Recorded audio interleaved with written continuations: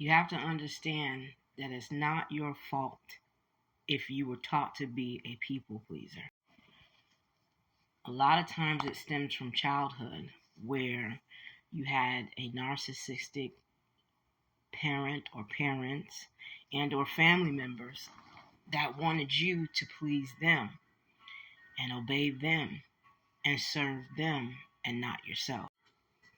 They wanted you to put their needs first while sacrificing yourself and not give a damn about how you thought and how you felt about it. You were groomed in this way of thinking because if you control the mind, you control the body.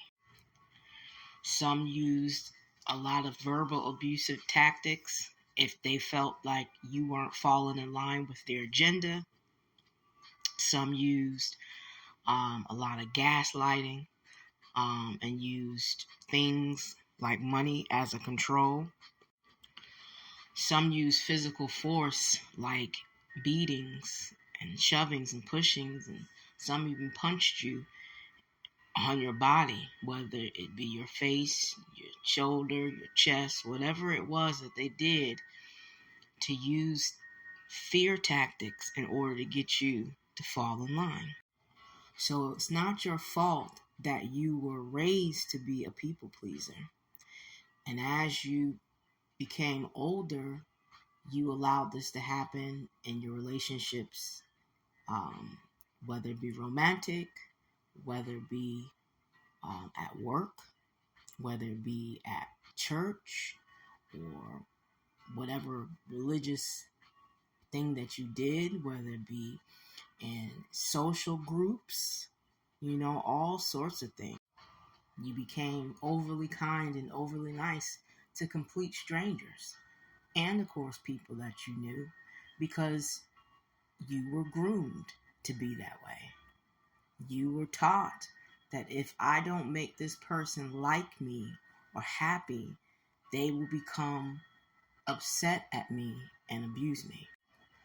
So it's not your fault that you became that. It becomes your responsibility once you're aware that that's the root of the problem and you being a people pleaser, and to cut that crap out.